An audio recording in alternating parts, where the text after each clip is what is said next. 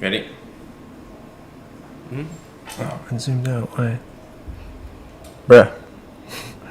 You're like off screen. You ready? Oh, no, tell me position. We're getting started. Angle starts. Alright. Welcome, guys, to a very special episode of Love, Health, and Happiness. Today we are going to talk a bit about love languages. And today is my first time I have a live guest in the studio with me. You may have heard him before. Joshua Lorella's in the studio today. You want to introduce yourself? Hey, it's Joshua Lorelas. What's up, y'all? Awesome. Okay, so I prepared a pretty special episode for you guys today. We're going to do something a little controversial, and we're going to challenge the status quo.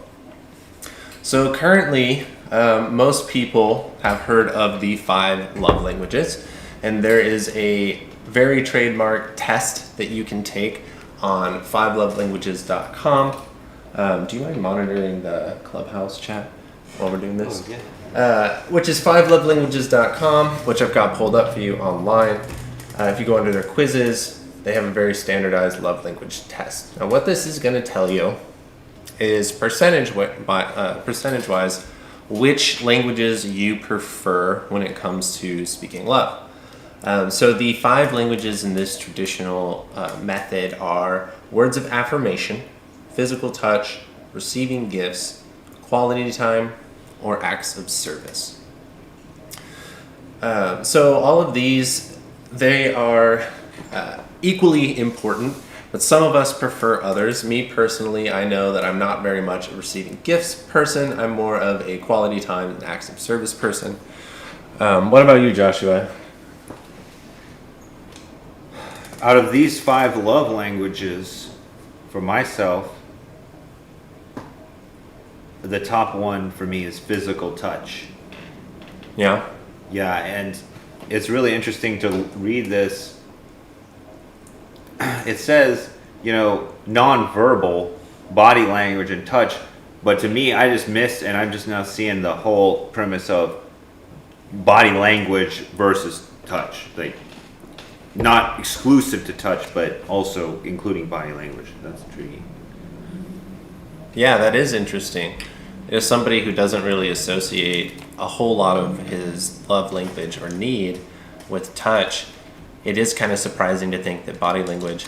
But I have heard, and I have some friends that are very into touch as well as their primary love language. I have heard of this kind of exclusive energy economy where people receive, or like they feed each other with like sensual energy. And so like, like a clothing choice, for example, might be considered physical touch because they're providing like some level of like recognition of the current state of the energy. So that is very interesting. I guess there are open and closed body languages, like if somebody's sitting there like with their arms crossed and you are somebody who speaks the love language of touch, you're probably less likely to engage in your love language with that person because they just seem very closed off. Well, interesting. That's like really important to understand as someone who has that love language. I think that, we're lucky that this type of conversation is becoming more and more open out there, I believe, from what I've seen at least. It could be a fish in water, but I feel like prior to kind of as people have there's this huge growth in psychology that has happened, a huge burst in self-inquiry modalities, is that this 5 love languages become wildly popular, and formerly people who possibly have physical touch didn't necessarily know that that was their primary love language, and that they potentially had in some way not been able to understand for themselves the necessary nuances associated with having that predisposition. And then, of course, same goes for every single one. But I just know for myself and people I've known who seem to have that dominant love language, that's there's always possibilities of things taken the wrong way, or things taken in ways they didn't fully understand. for example, I know that I've in the past had to deal with people who thought I was like really attracted to them because of my usage of touch versus they would have just normally been kind of like friendly or regular about it, like I am with friends of mine who have the touch love language. It doesn't necessarily imply that there's romantic like interest. It just is kind of second nature, I guess, right? Thank you for sharing. I'm gonna check on the online audience real quick, just see if we got anyone listening in right now. Not yet. I'm gonna invite a couple people. See if Trey wants to jump in. Maybe Angel. It's pretty cool to, if you're watching this live, to see the usage of the technology camera screen shared and like that. It's pretty cool. It looks dope. It's a cool Thanks, visual man. effect. Yeah, I'm trying to like up my game, like as a tech wizard. Gotta represent. So what's interesting about these 5, and the reason that I kind of want to expand, is I don't really feel like I actually fit in any of these really well. I mean, sure, I do like quality time, but I'm kind of specific about the kind of quality time that I like. And I do like acts of service, but again, like I'm very specific. Like, I'm not a kind of person who likes other people to cook for me. I have a very specific like nutritional palate and flavor palate, so I typically prefer to be the person to cook. And if you try to serve me by cooking, I might internally feel kind of upset, to be honest, to feel like I was cheated in an opportunity. And so I wanted to kind of stray away a little bit from the traditional 5 and talk about this newer style. So this is coming from truity.com, truity.com. And this is the 7 love styles overview. So this one I actually have heard a couple times before, but I'm just going to briefly go over it. So the love styles, according to this, are activity, appreciation, emotional, financial, intellectual, physical, and practical. And what I like about this one is that it is a little bit looser in the sense that these words seem to be a tad more open to interpretation. And I resonate really hard with the intellectual. As somebody, like maybe some of you have checked out my Magic of Science. Like I am a big idea person, and I love like talking tech and future and like all these kind of exciting intellectual exchanges. I absolutely love talking about things that don't exist yet, things like the Dyson sphere, talking about AI, robotics, things that like good sci-fi plots that are applied to like possibly our future. Like that's the kind of stuff that really resonates with me. And so I feel like this list, although very inclusive of and obviously built off of the 5 that we know traditionally, this list is a little bit broader and a little bit more inclusive in my opinion. Now, what do you think about that, Joshua? These ones are just laid out in a different formatting. It's like this imagery, if you're seeing it visually, everything's fractal and it's just kind of sorted out in different ratios of the whole. And some systems don't encompass all of it, but some of them do encompass more. And I feel like this one encompasses more than the former one, the 5 love languages. It seems as though this is a little bit more specific. And even for me, my first exposure to this one is that I do also feel like intellectually I was missed. I actually get a great amount of, good energy, love, receiving through intellectual. And I just honestly was looking at the 5 love languages and didn't realize that was there, I guess. And, to be honest with you, I feel like I kind of missed out when I look back.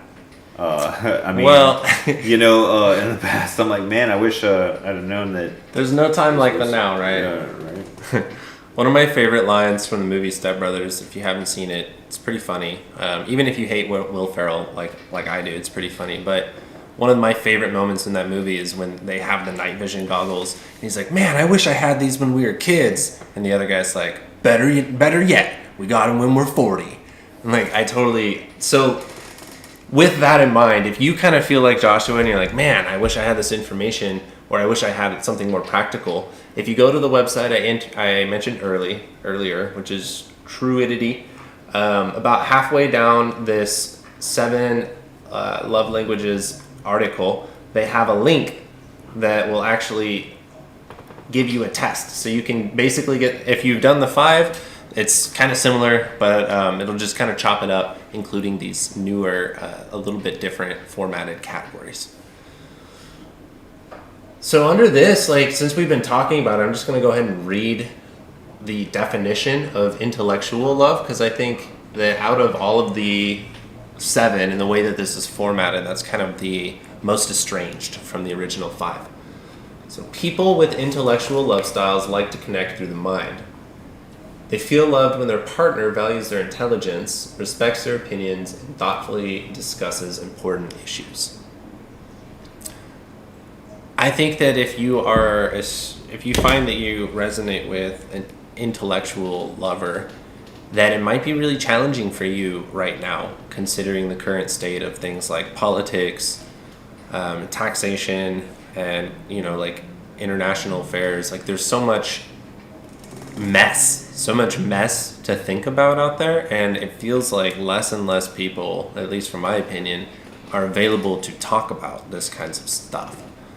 And so if you really are truly an intellect, it's almost like being touch starved out there right now. Nobody wants to show up because everyone's afraid to be in a fight, to be condemned for what they have to say, to get in a political argument. This one right here, practical. I feel like I definitely resonate with this one too, and it's kind of just a specific version of you could say acts of service, but instead of just random acts of service like helping me cook, practical to me I love efficiency, I love organization, I love these kind of supporting ideas to intelligence, and that's what I feel like practical kind of sums up.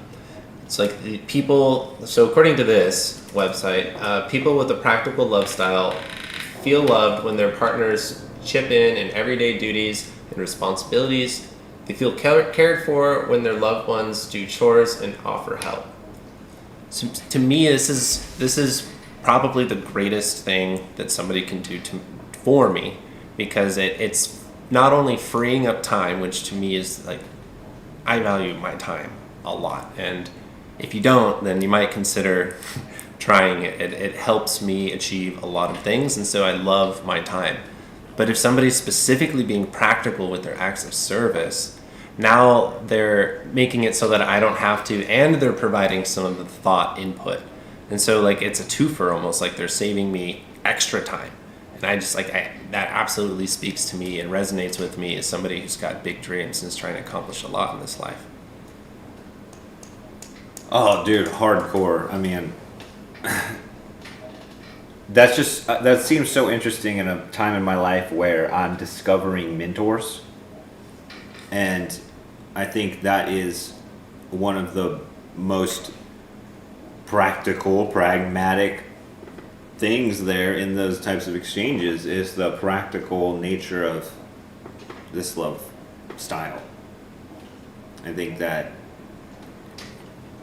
if a mentor and myself can reciprocate through practicality exchanges of information and experience, I think that's fair, it's just interesting to see these. Honestly, I'm intrigued by these different organizations of love languages or love styles. I've also seen it broken down further. Yeah, and I do want to point that out. Like, these are just guiding philosophies. So if you're kind of new to the idea of love languages, there are 1,000 ways to approach this particular topic that would be smart. I want to spend some time, though, not just defining, but talking about some of the interactions between love languages, because I feel that as far as like human dynamics are concerned, that a lot of people don't have space and grace to try or receive in other languages. So, like, for example, I am not a touch person and I'm not a gift person. But my partner, she comes from a family where touch and gifts are like number 1 and 2. And so in the beginning, like, even though we really loved each other, there was a hard time expressing it. She felt like a little, like, you know, like I wasn't giving her what she needed, and I kind of felt the same way. And so eventually, like, we educated ourselves on this, and it was like, oh, okay. So like all of a sudden it made sense to me that I could translate. I'm like, oh, so when you do the dishes, and like that's, you know, like, or like when you try to snuggle with me, like that's you expressing love and stuff. And like when I try to engage you in like really thought-provoking conversations, and when I do something like refeng shui the living room so that there's a more efficient use of the space, like that's how I express my love. And then all of a sudden there was like this aha moment, and we could speak to each other in a way that connected. So yeah, I wanna just talk a little bit about some of the more challenging, at least in my opinion, dynamics within the love language spectrums. So how about you, Josh? Do you ever experience like a difficulty of translation with somebody that you care about, that like maybe sometimes you express your love and it just doesn't land, or vice versa? Yes. Are you able and willing to talk on that a little bit? Feeling vulnerable today? I guess maybe a little bit. I don't know. Just dang. I had a lot of experiences come up for me emotionally lately, and recognizing that as I transition more to an internet culture, that it's actually paradoxically more personal than being in person with people, at least in the last few months and a year of my life, doing event-based stuff and things like that. So this is kind of knocking some perspectives out of me that I guess maybe were shoved in the corner or put behind stuff, or maybe I didn't even realize I was having them. So it's interesting. I love the exchanges that we have on these platforms, and I think that that's also where I'm mistaken a lot, is that I have, when you're looking at these here, huge practical needs and offerings. In fact, practical offerings is what I had for a long time, but yet I recognized that there was for whatever reason, I was, around a lot of people that did not know how to receive practical information. And I would even say that, I've been able to be lucky enough to, I think that I've gathered a certain perspective of certain topic matters that if implemented in a way that, I was giving them, that they could be life-changing, life-altering for people. And I've even proven it for myself in my life, and other people have seen it, and this has been repeated. Yet some people don't value that necessarily practical matters of love exchange, so they don't necessarily take that, or they see it in some way that's like, oh, you're trying to tell me what to do, or you're trying to run my life, or you're trying to impose your will upon me. I know exactly what you're talking about. Me and my mom kind of disconnect. For many years, we disconnected on that very, very same topic, where it's like she felt that I was disrespectful because she's a gift giver. That's one of her languages, one of her love languages. she felt disrespectful, and a lot of the times when I was a kid, I'd be pinholed for being ungrateful because she would get me all this stuff, and I wouldn't necessarily like it. But then after a while, like, she found something I liked. I liked these connects, and so for like a decade almost, that was the gift. Like, I loved it. It was practical. And so that was that bridge. Like, it took me all the way into my 20s to bridge that gap and have that aha moment where now what I understand is that if I'm going to be a practical person, I can be a good candidate to receive gifts in love. I just need to do a good job broadcasting what practical gifts will make, I will love, right? Like, it's my responsibility, honestly. And so I started making an Amazon list that is like the current agenda of all the stuff that I need for what I'm doing. And it's an extremely practical and boring list. But in the gift givers in my life, like, they actually hate the list because it's too practical for them. And they're like, that's no fun. But we meet in the middle, and they're able to get me the gifts, and I get super excited. And so, like, that it just works out that way. Even though it took me, I don't even know, like 25, 30 years to really accept gifts in a way that is gracious and not like trauma charged, I did it by becoming more available to my needs through being extra practical. Well, that makes me not feel guilty about like coming up with some kind of like wise scheme, like Christmas present for you or whatever. Like, but okay, well, interesting. You know, it's weird also superimposing these on life, because maybe it's just my overly pragmatic way of love exchange, but I look at appreciation as useless. Even though appreciation is such an important thing for spiritual reasons, like I make it a practice of gratitude interwoven in my practices that I do for myself. So I get that immense importance. But when I'm looking at how we are, approaching love in human to human interactions, if someone is only falling on appreciation as their like giving of love, and sure. they're not necessarily having activity or emotional or I don't know, even financial and these other ones, then that might be bad for them, man. They could be at a deficit possibly if they're only given appreciation. But then again, I think it depends, right? Because like, imagine if that's all you need. Well, that's all you need, right? That's like, all good. you need is some appreciation every once in a while to keep going. Like, that actually is a very powerful exchange, because you've created this extreme state of preservation for things like finance and energy.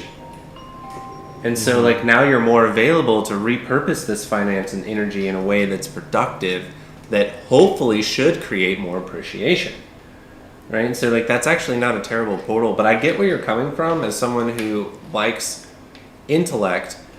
I've come across people that they're appreciation seekers, and it can be a slippery slope, because this is where codependency comes from, right? It's like, I need appreciation all the time, and so I'm always around trying to get it. But appreciation, like, if that is just like how I need to create my Christmas lists for all the gift givers in my life, if all you need is appreciation and you are open with how you speak about seek appreciation, right? Like, it's okay to go fishing every once in a while for compliments. If you know you've done a good job and you want to hear good job, ask someone, hey, how do you think I did? It can be as simple as that. I had a thought. So I like appreciation when I've seen people who can manage it well by self-satisfying their appreciation, by being willing to seek it, by asking me for it. Be like, hey, like, did you have a good time at that place last night at the dinner I paid for? Like kind of almost begrudgingly, but then I give it to him and all of a sudden, like, everything's good. For an intellect, it was hard for me though, because sometimes when people seek appreciation, I don't see it as smart enough to have value, which is kind of shitty to say, but that's the reality of it. I'm like, they'll be like, hey, I did this thing, and I'm like, good job, because that furthers humanity none. You know, like that's a really like hard judgment. And so for me, I can come off really cold. Sometimes people seek appreciation and it just doesn't land, you know. But if you're aware and you hear, like you're listening for those kinds of asks, like, you know, like people will ask you for appreciation if they want it in subtle ways. If you're available to be aware of when people are kind of asking, it's not that hard to give a compliment. It really isn't. And if that's all somebody needs to energize, like pay it to them. Two things. The interesting thing I realized was that one, there is a difference between, also I discovered recently, direct and indirect, right? And then practically I realized that you might have two people who are practical love language like this, but they're not being practical about the same thing. So it's like, oh, Sure.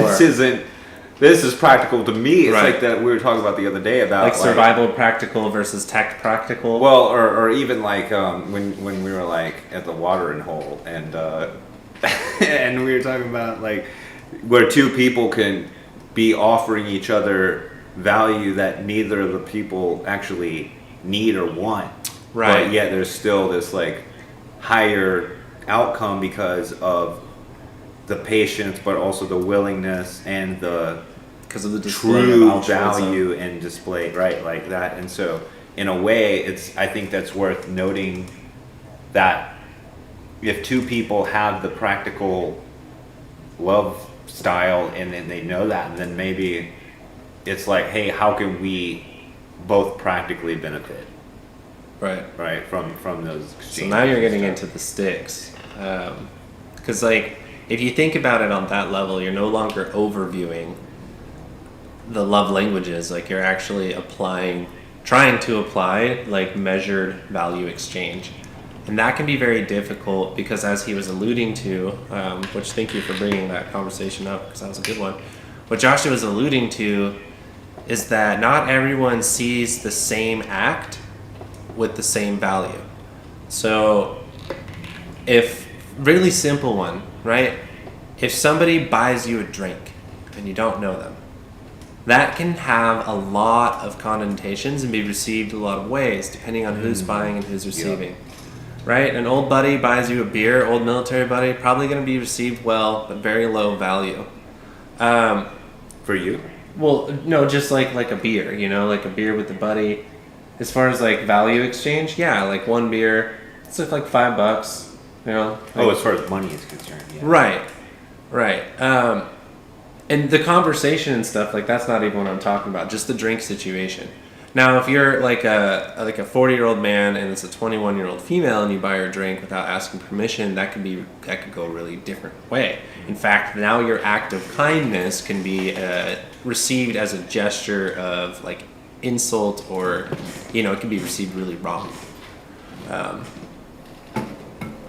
So I guess like knowing your audience is always going to be extremely important. But even if you know someone really well, it's hard to know at the core of who they are how much they value the things they value. Right? Like, I think everyone by now understands that I value technology, but that's such a broad term, right? Like, what brands do I value and why? And like, what kind of gear am I into? Like, those nuances are extremely important when considering karmatic debt, or when considering who owes who. And whether we like to admit it or not, like there is an internal, maybe it's subconscious for you, but there is an internal scale with every person, with every relationship that you have. And at some point, whether it be emotional impact or whether it be financially or whatever it is, you are tracking a scale of debt. And so how are you tracking that? That's really revealing, right? Like if you ask yourself with a person, like, who owes who what, right? Like, how do you feel about that? How do you, like my mother and me, we probably feel completely differently about who owes who what, because our perspectives of what happened in my like teenage years and my early 20s is completely different. Like they're two different realities. And so even though we might share the same fundamental memories, our value exchanges were so different that our outcomes right now, like, they're completely they're in different chapters of different books in different shelves. That's okay though. That is okay.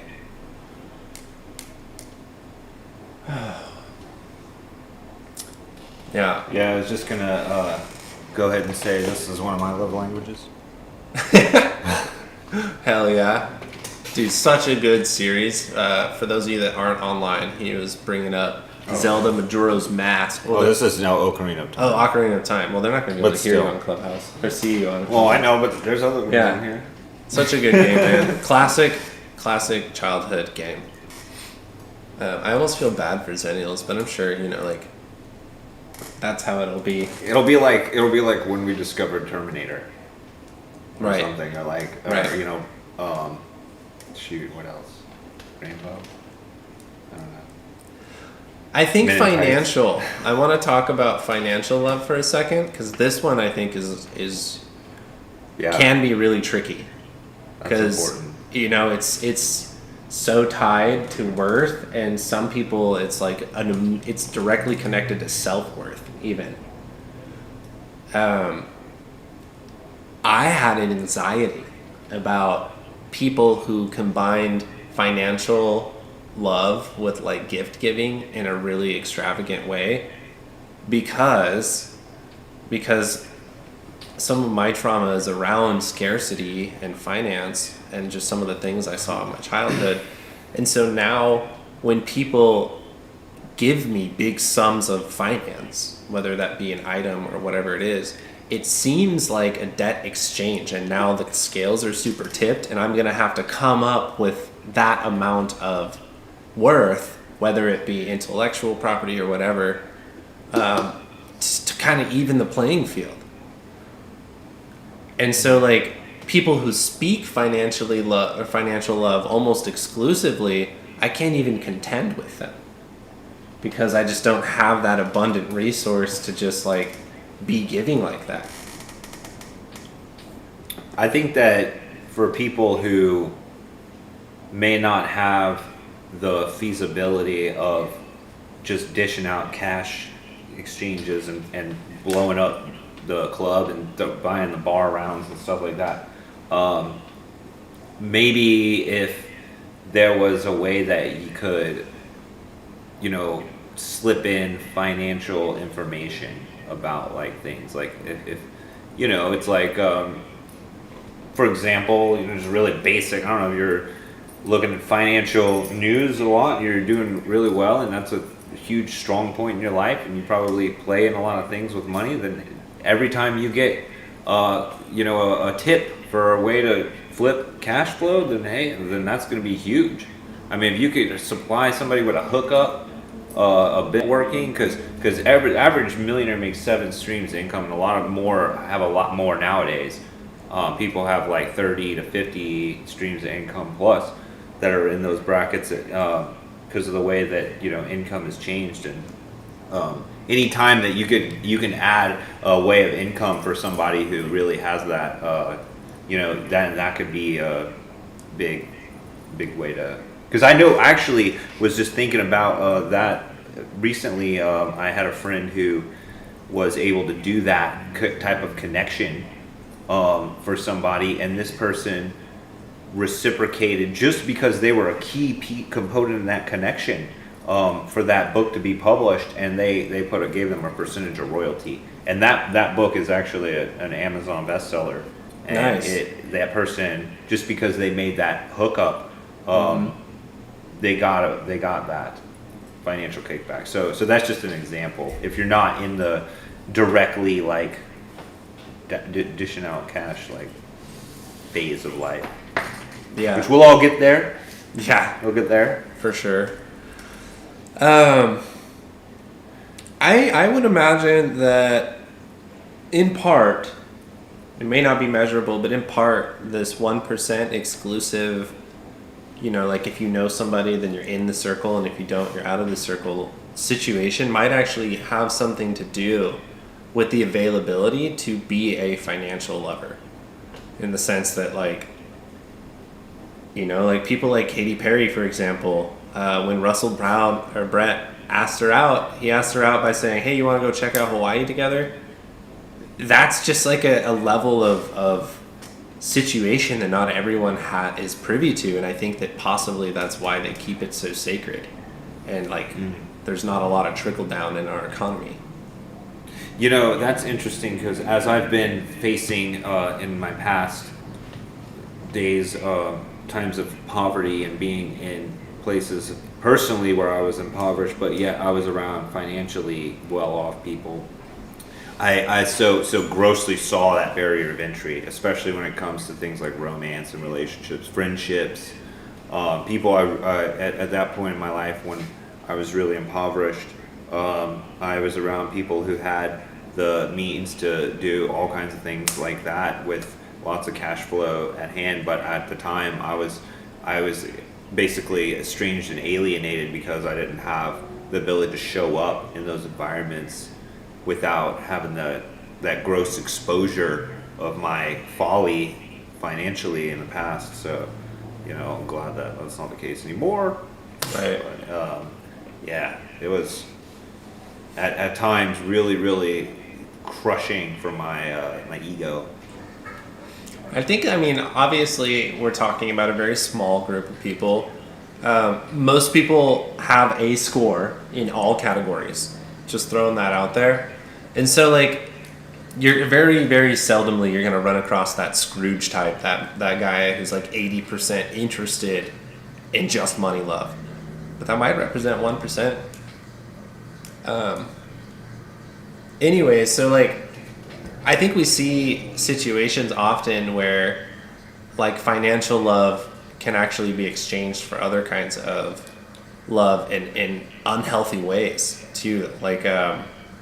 Not necessarily prostitution. If you're a sex worker, make your dollars, cool, whatever, not here to judge. I'm talking about these fake marriage situations where a young 20-something's out there hunting for a 70-something, less than a decade left of life and is looking to make a quick pro quo, 10-year hookup for your death, your will and testament. Yeah, it's Scorpionic AF. I'm not 100% sure how I feel about that, and to each their own. But I think about these kinds of people, the people that are able to exchange finance for, say, physical love, and they do it grandiose like that, like commitment, lifelong commitment kind of style like that. And I think about the development of the human being, and it from my perspective, it just kind of seems like bad news for everybody.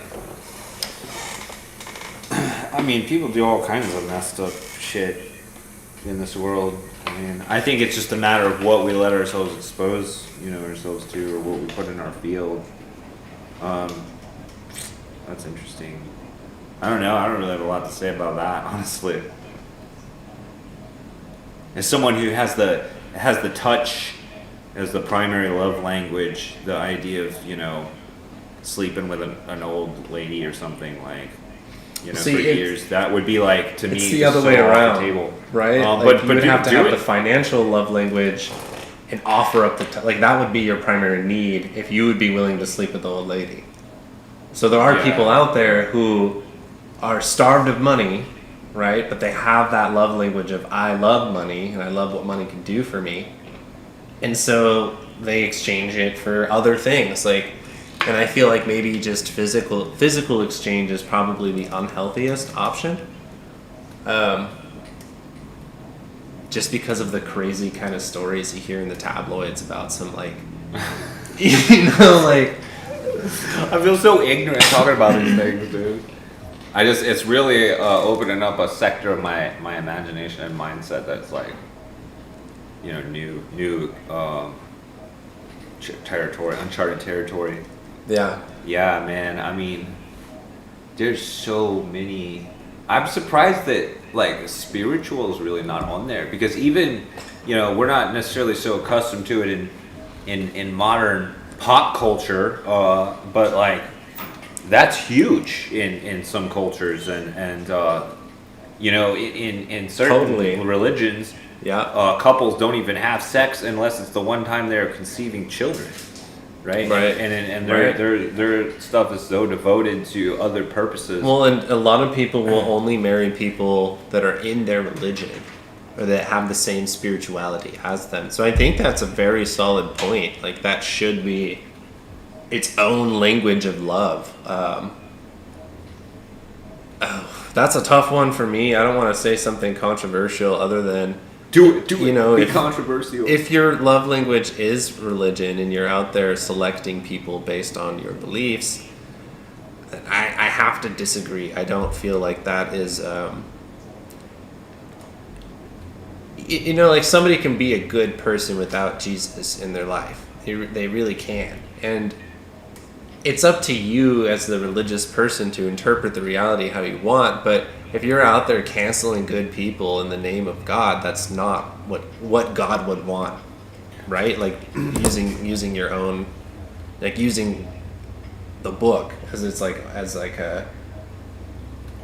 Well, I want to offer you a inverse to that, but what about faiths that have, you know, the polygamy where you know, men have the ability to just have ownership over women to be their wives. Yeah, see, and that's kind of what And I that was draws really from the alluding to. spirituality, right? Like, Right, like, there is a difference between spirituality and cults. And I think that somewhere in the world of definitions that line exists, but I don't know if it's defined well enough for me to feel comfortable. Right? Like some of these organizations aren't terrible, but they're doing, like, kind of sketchy adjacent stuff.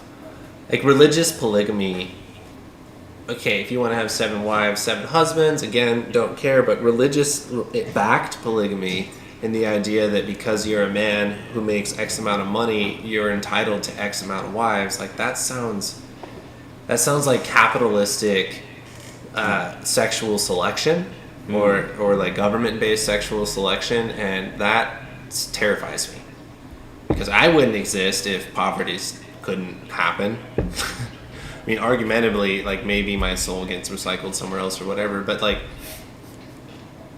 it doesn't seem like a good direction for the general population of mankind, because we're talking about the highly, highly rich. Like, you go to Dubai and you see 7 wives wipe out a De Beers company.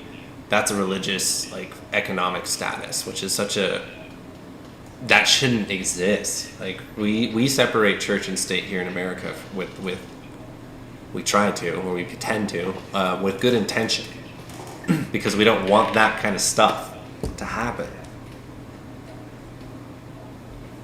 yeah, that's interesting. You said it would wipe out what? You said, I missed what you had said there. The 7 wives. Oh, like, I was in Dubai when I was on deployment. So for those of you that are just finding out, yay, I'm a veteran.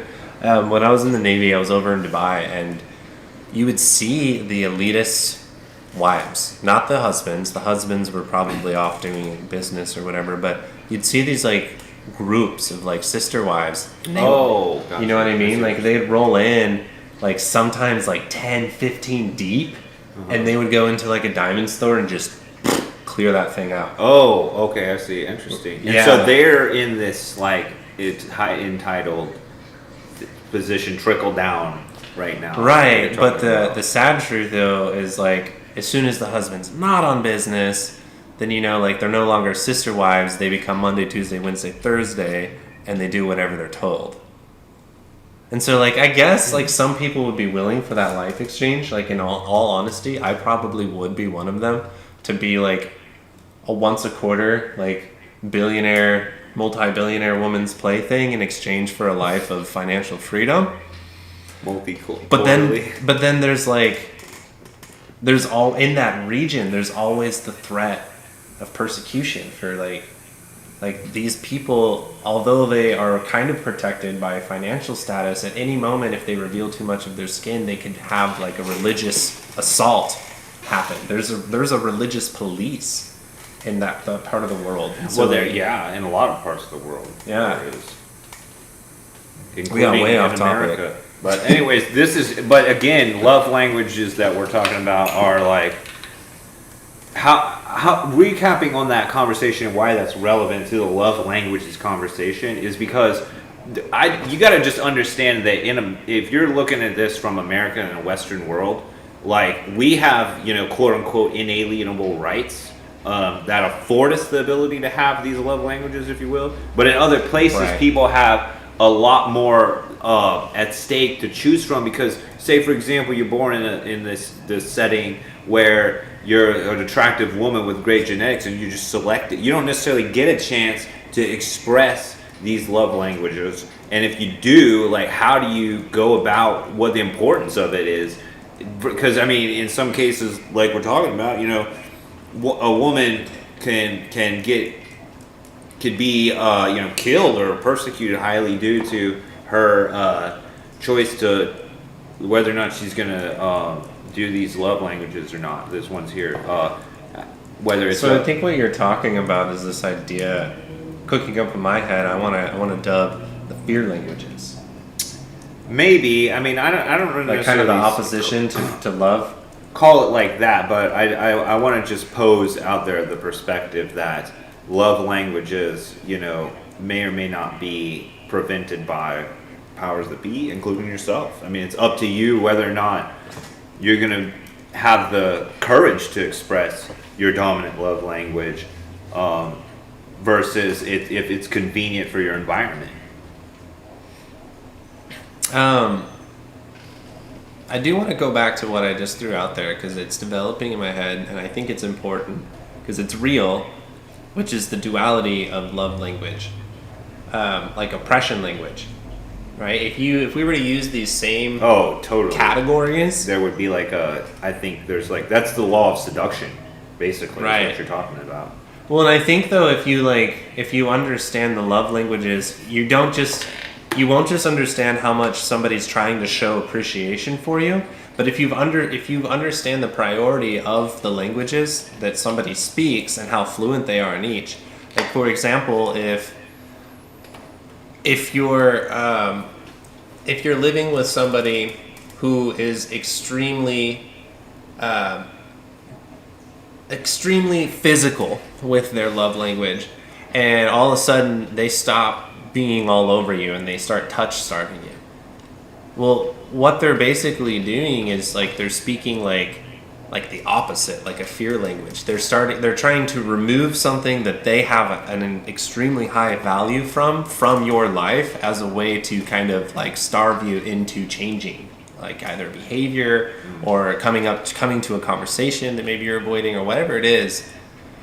If somebody stops speaking their love language to you, and they start starving you, that's a red flag. Now, somebody who's now experiencing anger, who once was like really into love language, like say it's your partner again and you got in a fight and now they're looking for revenge. Well, their hate language would probably be an act of physicalness with someone else, like cheating or like being with, like that would probably be a very like logical conclusion to somebody, because it's just, to them it's a high value exchange, right? Like they see that as kind of like the ultimate act to speak their point, which if you are experiencing a breakup and somebody's looking to feel vindicated, they might try to actively be in betrayal. I just am so glad I don't have betrayal based prior partnerships in my life right now. I've been blessed to not have to deal with that recently in my life. I have in the far past, but I feel like I've upgraded my level of relationship awareness to where I don't have that aftermath in my with my prior romances. We're all on great terms so far, as far as I can tell. If we're not, and you happen to see this, let me know, please, or not. But not you just publicly. talk shit Yeah. about me. Not on my channel, please. But I think you're great, all of you prior partners that have been since that. Somebody who's practical, right? Like if you imagine the other side of that, that'd be like sabotaging. Right? Like if you're receiving the hate language of somebody, Oh, dude, I got that. right? That was I got taken out. I got estranged from my whole community, man. Same. And it was cutthroat, and that was actually, yeah. I mean, God bless this person. I still think she's great, but she was reacting in defense mechanism that was totally warranted given her past, I see. not warranted given my actions and the magnitude of, but it was a classic PTSD situation, and you know, that's why I have compassion, because someone who's got PTSD myself, you know, I understand taking a little bit bigger of a reaction to something that's not so big. But my point with that being is that was the case. There was this practical, you know, life situation of me going to a gym that I really, really enjoyed going to. Loved that environment, loved a lot of those people. And emotional, right, too. However, that projection of and talking around situation ultimately transpired in my reputation becoming destroyed overnight. And this is an Aquarius Sun chick, so she had the ability to have that I feel like that's community, appreciation that community thing. Yeah, no, it totally was. as a fear language coming out. Like, Dude, I think that too. The destruction of reputation. You know, like, oh, nobody will appreciate you anymore. You know, like that kind of. Well, that's really kind of interestingly personal that you say that, because honestly, there is a knuckle to, I don't know how to say it, like a metaphysical knuckle to knuckle, if you will, between, you know, the fact that she lives in a state that I moved her to, and we moved together to it. Then she proceeded to continue to create her life in that state. So it's like, well, appreciatively, you know, I appreciate a lot of things she had done in my life at the time, because this was a primary relationship. I mean, this was a nearly to be marriage relationship. So at the time, it was as if, yeah, there was not this that was what was missing, perhaps, was this exchange of appreciation. Maybe because both of us maybe didn't feel that we were being appreciated in certain ways. We were isolated from each other in that way, possibly. Gotcha. Man, talk about on the court, in the arena, alchemy with Great Mage. Joshua Lorella is having some profound realizations about freaking hindsight. And that's what I'm trying to do here. Like, And all I want is to create growth. That is the primary goal of these conversations. in the hot seat with So With I all want this going on here. to start wrapping things up a little bit, but as always, I'm going to leave the last few minutes open to kind of do some plugs. So it is Monday night tonight. Higher Self Friendly, or is it Consciousness Rising? Tonight? Yeah. Tonight is Higher Self Friendly at Lacuna Cava Bar, Wellness Mondays. Yeah, Wellness Mondays. The discussion tonight is Sacred Masculine and Sacred Feminine, right? Yeah, I believe and so. we're going to talk about the differences between masculine and feminine energy, distinct from male, female gender. Ah, so like, with like almost, okay, cool. I'm not gonna make assumptions because it, I never try to when coming to these conversations. It's gonna be a great one. It's a great community. I highly recommend if you can make it out. It'll be a Lacuna Cava Bar. Conversations start at 7:30, but come earlier if you can and hang out later if you can, because there's a lot of good networking opportunity. Other than that, be on the lookout. After we get through the holidays, I'm going to take probably about a 2-week break from doing the chats over Christmas. Just doing a little traveling. It's going to be difficult. I'm not going to have all my cool toys, so I'm just going to put a pin in it. And then when we come back, we're going to be switching the schedule a little bit. I'm going to be moving from a 4:30 to 6 slot to a 5 to 6 p.m. slot, and that's going to be on Saturdays, Tuesdays, and Thursdays moving forward. You got something you want to throw in there? Yeah, if you happen to be on Clubhouse, check out at New Libertarian, spelled with an N-U, New Libertarian, that's me, Nullify, and we talk about self-policy, and that's why I'm here with Franklin, is because this is a conversation about self-policy. It's a self-policy broadcast, and it's really beautiful to be working in this way with him. Also, check out alternative social medias like minds.com. Also, I'm on there, New Libertarian. And make sure you follow Franklin, the Great Mage, on all these platforms as well. We are pioneering alternative social medias. We're getting deeper into the conversation. We're talking about things that matter, and especially pertain to ourselves and what we learn, and we share that from experience and also good knowledge. So yeah, thanks for being here, y'all. Thank you, Franklin. Awesome.